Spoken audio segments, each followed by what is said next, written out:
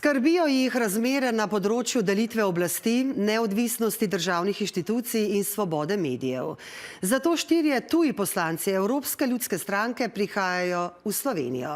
K nam jih je povabila evropska poslanka iz SDS-a Romana Tomc, evropskih opazovalcev pa se veseli tudi NSi-jev Matej Tonin, čeprav ga kolegi iz iste politične družine v uradni del programa niso uvrstili. Na nasprotnem političnem bregu pa pravijo, da misija sestavljena iz članov zgolj ene politične skupine ne more prinesti kredibilnih ugotovitev. S kom vse pa se bo skupina sestala in kdo je vabilo za pogovor že odklonil? Žana Vrtačnik.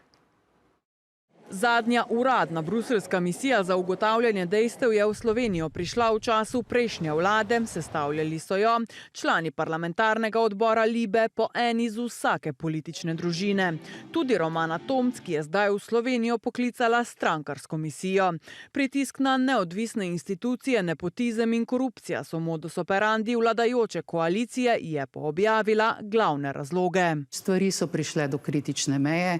Jaz moram ves čas odgovarjati mojim kolegom, predvsem na predsedstvu, kaj se v Sloveniji dogaja. Članov delegacije, ki bo opazovala in raziskovala, je 5, 4 tuji europoslanci in gostiteljica. Nisem pa nikjer slišal, da je pa ostalim slovenskim poslancem prepovedano, ki smo tukaj doma, da pri teh stvarih sodelujemo. Tonina, ki se je nedolgo tega v EPP odcepil od SDS in ustanovil lastno nacionalno delegacijo, uradno ni ne med opazovalci in ne sogovorniki skupine.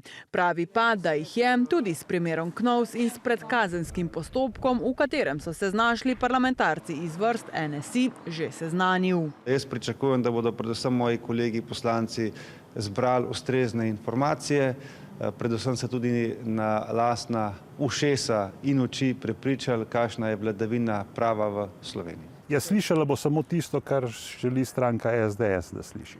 Tako pa na strani vladajočih, kjer so prepričani, da misija leto dni pred rednimi volitvami v Slovenijo prihaja z enim samim političnim ciljem. Poskus vplivanja na notranjo politiko držav članic z močjo, ki jo imaš v Evropskem parlamentu. V primerjavi s tisto misijo, ki je bila misija odbora, torej večstrankarska in je imela neko legitimizacijo, je pač tokrat gre za misijo največje poslanske skupine Evropske ljudske stranke. Bi si seveda želeli, da bi bilo to poročilo o vladavini prava v Sloveniji konsistentno, pa tudi korektno, ker pretekla poročila, ki sem jih jaz bral, so se mi zdela, da so bila enostranska. Delegacija, ki v prestolnico prihaja že nocoj z razgovori, pa bo začela zjutraj, je po naših informacijah k temu povabila več predstavnikov SDS, predsednika Državnega sveta in KPK in predsednico Računskega sodišča, pa bivše in zdajšnje predstavnike javne RTV, tudi bivšo ministrico za notranje zadeve